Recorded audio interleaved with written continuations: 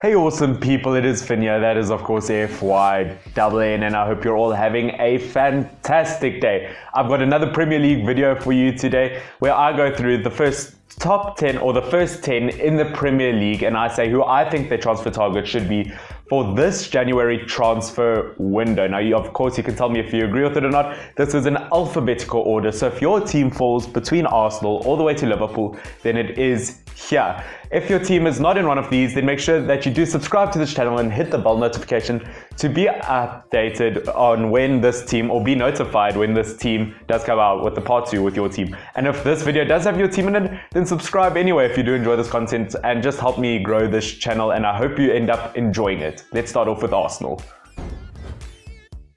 Okay, so we start off with Arsenal, and what do we all think when we think of Arsenal? We think of defense. They've had a horrible defensive kind of style of play throughout the season. Their defense has been horrible. Their attack, although we've heard the likes of Aubameyang possibly leaving, I'm talking about specifically for this January transfer window. If they end up getting a new attacker, if Aubameyang leaves, they'll only be at the end of the season. They do have lots of problems in the midfield. Of course, they've had problems with Xhaka, and they have had problems with Mesut Ozil. I do want to say, though, when it comes to the defense, it is horrible, and I would go for the young Jonathan Tah, the 23-year-old from Bayer Leverkusen, who has done well with the German national team at such a young age, and Bayer Leverkusen isn't doing that well in the Bundesliga. At the time of recording, they are 7th.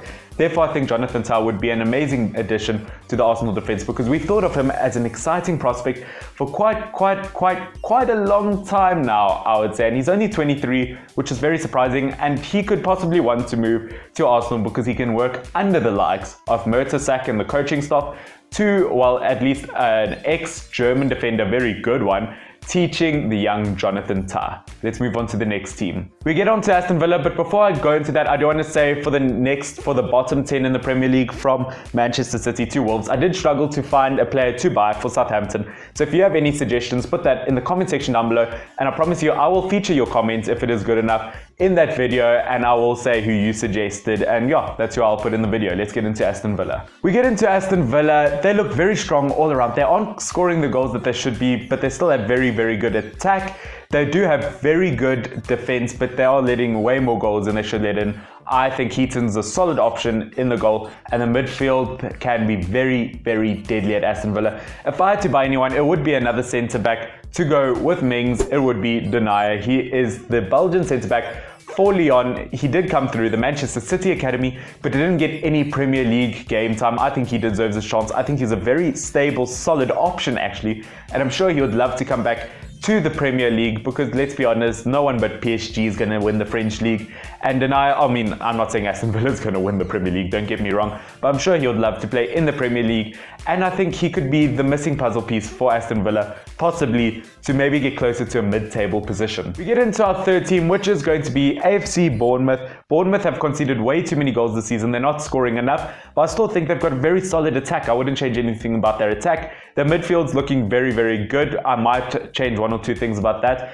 Overall, their defense isn't looking too bad. They could add there. Look, Ramsdale has looked very promising for Bournemouth. Still very young, 21 years of age, but I would put the 26-year-old Jack Butland. I know everyone's thinking that overpowered goalkeeper from FIFA 19, FIFA 18. I have to put him in there because Stoke City are in the relegation zone of the Championship. Could you imagine if they get relegated again?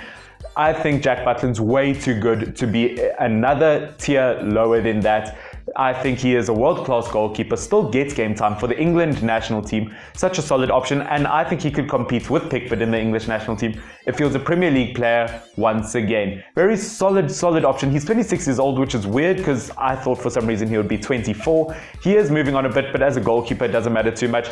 He could get a solid, almost a decade of years at Bournemouth if he moved there. I think he is a seriously missing puzzle piece. He is on his day, one of the best goalkeepers, and doesn't deserve to be in the English Championship. He wouldn't want to get relegated again, and Bournemouth, I think you should really go for Jack Butland between the posts. We move on to Brighton. Brighton's looked very promising. I don't think there's any player in particular they should buy. I think they should loan a player. The player I think they should loan is not even an attacker, because their attack is looking amazing. I love Ryan in goal. Midfield hasn't looked too bad. I would go for a right back. I would go for Dest from Ajax.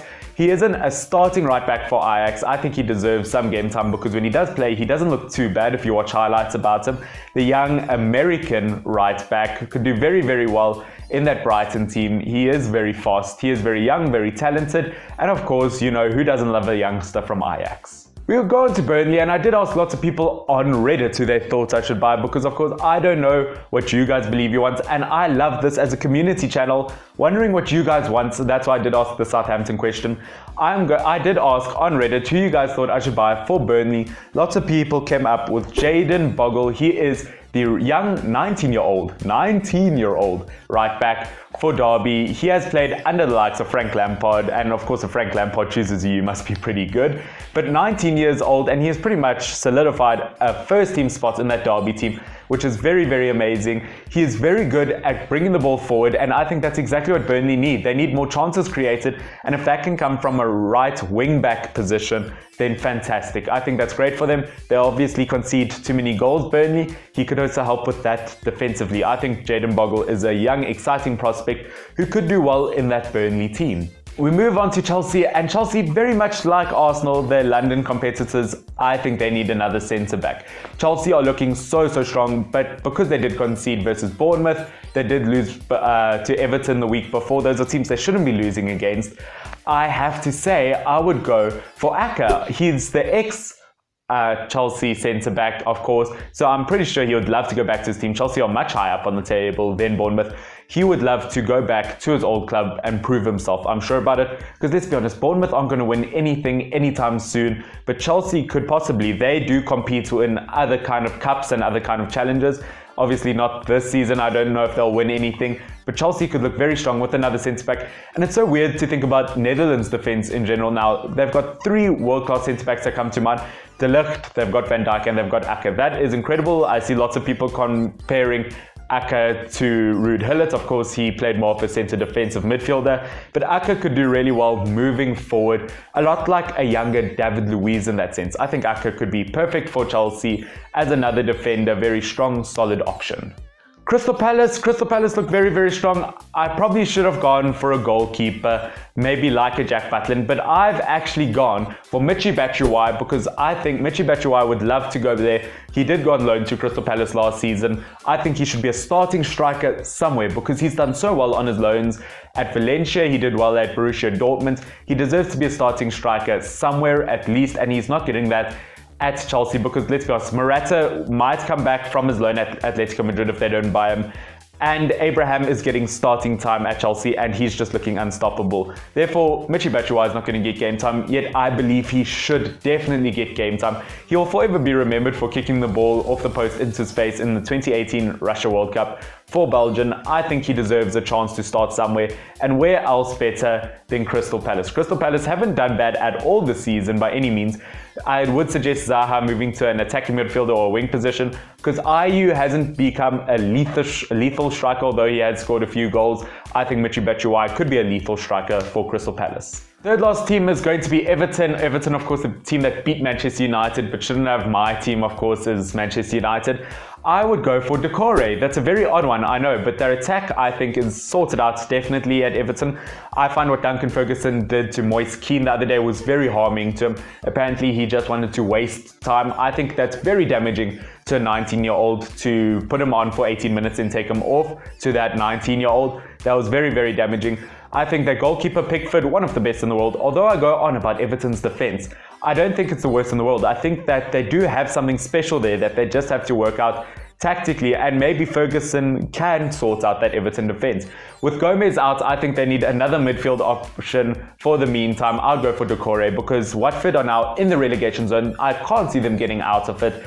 I have to put Decore in there because he's such a solid centre defensive midfielder option who can have that ability to go forward. Still no French caps, obviously, but it is a very strong position, the French midfield position. Decore is not going to get there, but he could possibly if he moves to a team like Everton and proves he is the right man. Of course, before I go any further, I do weekly Premier League predictions where I do predict obviously every result, and I put my fantasy team out. Go click that in the link in the description down below. Second last is Leicester, now with Sinenji, is that how you pronounce it? Sienji, I don't know. That Turkish centre back for Leicester is looking very strong. all around Leicester is looking pretty much perfect. I would go for another centre-back to go with CNG, if that's how you pronounce it. I would go Jonathan Tah. Once again, same reasons for Arsenal. I think he is a world-class centre-back, and I think he could do very well. Could you imagine that Leicester City defence with Chilwell, Pereira, CNG, and Tah with Schmeichel behind? That is unstoppable, and I think that would work great. Last team is Liverpool, and this might sound like a cop-out, but I wouldn't get anyone from Liverpool. I know, as I said, it sounds like a cop-out. Liverpool have so much depth absolutely everywhere in that team, and they have just bought that attacking midfielder from Salzburg. Liverpool miles ahead of everyone. Kind of similar to Manchester City. It's very hard, or at least a season ago when we looked at Manchester City, you kind of thought, well, where do you improve this team? That's what I currently think of Liverpool. Like, I can't think of anywhere where you would improve Liverpool. And I know that sounds like a cop-out, but that's my thoughts. Once again, if you want to see the next 10 teams in the Premier League, do subscribe and hit the bell notification. I hope you have enjoyed this. Once again, give me suggestions for that Southampton team. I would really appreciate that. Trying to grow this channel, so please do share this with friends, share this with everyone you know. But I love every single one of you. This has been Finn, FYWN. Always do regular Premier League content. Love every single one of you. Stay awesome. Cheers.